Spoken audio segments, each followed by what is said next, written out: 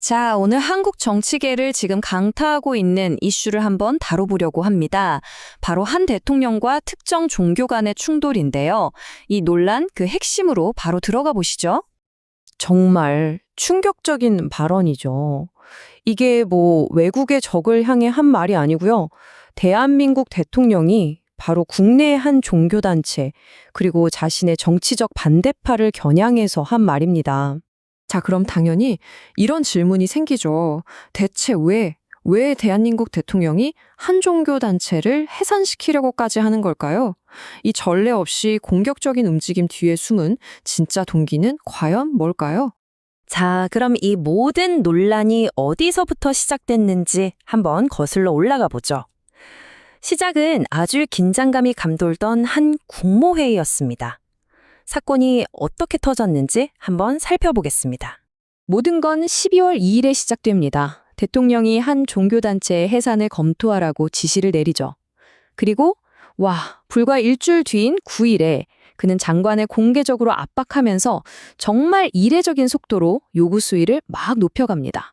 이 발언을 한번 들어보시죠. 해산이 가능하냐 불가능하냐 그것부터 말해달라. 이 태도에서 정말 많은 게 드러나지 않나요? 이건 뭐 통상적인 법적 절차는 건너뛰고 그냥 된다 안 된다라는 결과만 딱 달라는 거잖아요. 엄청난 조급함이 느껴집니다. 근데 과연 정부가 이런 일을 정말로 할 수 있는 걸까요? 법적으로 말이죠. 자, 법이 뭐라고 하는지 한번 살펴보겠습니다. 자, 대통령은 헌법을 언급했지만요. 사실 법적인 근거는 헌법이 아닙니다. 바로 이 민법 제38조, 이 특정 조항에 달려 있는 거죠. 바로 이 지점이 정부 입장에선 굉장히 까다로운 부분입니다. 대법원이 설정해 놓은 기준이 정말 높거든요. 이 세 가지, 하나도 아니고 이 세 가지의 아주 엄격한 조건이 전부 다 충족되어야만 한다는 거죠. 넘어야 할 산이 엄청나게 높은 겁니다. 그렇다면 이 기준, 실제 법정에서는 얼마나 높게 적용될까요? 이걸 제대로 이해하려면 과거 사례들을 좀 봐야 합니다. 과거 판례들이 그 답을 알려주거든요. 여기 역사를 한번 보세요. 과거에 법인이 해산됐던 사례들을 보면요. 이건 뭐 명백한 형사 사기 사건이었습니다. 그러니까 범죄를 저지를 목적으로 종교를 위장한 그런 단체들이었죠. 근데 지금은요. 혐의가 정치 개입이에요. 이건 정말 완전히 다른 얘기죠. 정치적인 이유로 단체를 해산시킨 전례는 사실상 찾아보기 힘듭니다. 그리고 이 상황에 딱 맞는 가장 중요한 선례를 찾으려면 2017년으로 가보면 됩니다. 이 사건이 지금 상황에 정말 중요한 힌트를 주거든요. 여기서 대법원의 입장은 아주 명확했습니다. 기본적으로 보세요. 사회적 갈등이 좀 생긴다고 해서 그걸 가지고 섣불리 단체 존재 자체가 공익을 해친다고 단정하면 안 된다고 한 거죠. 정치적 갈등은 해산에 타당한 이유가 될 수 없다고 못 박으면서 신념의 자유를 아주 강력하게 옹호한 겁니다. 자, 그리고 여기서 진짜 놀라운 점이 나옵니다. 2017년에 바로 그 판결문을 썼던 판사, 그분이 지금 누군지 아세요? 바로 현재 대법원장입니다. 그러니까 나라의 최고 사법 수장이 과거에 바로 이런 종류의 정부 조치에 반대하는 강력한 판결을 직접 썼다는 거죠. 정말 아이러니하지 않나요? 자, 그럼 법적 근거가 이렇게 약해 보이는데 대체 진짜 동기는 뭘까요? 이면에는 뭐가 있는 걸까요? 이 모든 일의 타이밍을 보면 진짜 이야기가 보입니다. 날짜를 한번 보세요. 대통령이 해산 검토를 지시한 게 12월 2일이죠.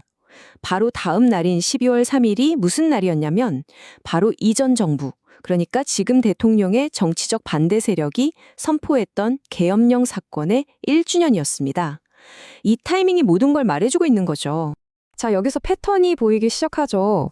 대통령은 계속해서 자신의 정치적 경쟁자들을 내란 세력이라고 부르고 그들을 계엄령 사건과 연결시키면서 나치 전범이라고까지 말합니다. 그리고 이 종교 단체는 바로 그 반대 세력과 연결되어 있다는 이유로 표적이 된 걸로 보이고요. 결국 이 사건은 사실 종교 단체 그 자체가 핵심이 아닌 겁니다. 더 큰 정치적 적을 공격하기 위한 일종의 수단, 도구로 사용되고 있는 거죠. 그리고 이게 바로 많은 분석가들이 내리는 결론입니다. 이걸 명백한 정치의 사법화, 그니까 사법적 절차를 정치적 이득을 위해 이용하는 사례라고 보는 거죠. 결국 이 종교 단체는 훨씬 더 거대한 정치 체스판에 졸이 되어버린 셈입니다. 그런데 이 모든 전략은 대통령이 하고 있는 한 가지 아주 중요한 가정 위에서만 성립할 수 있습니다. 대통령이 직접 한 말을 다시 들어보시죠. 재판을 하던 안 하던. 이 말은 뭘 의미할까요?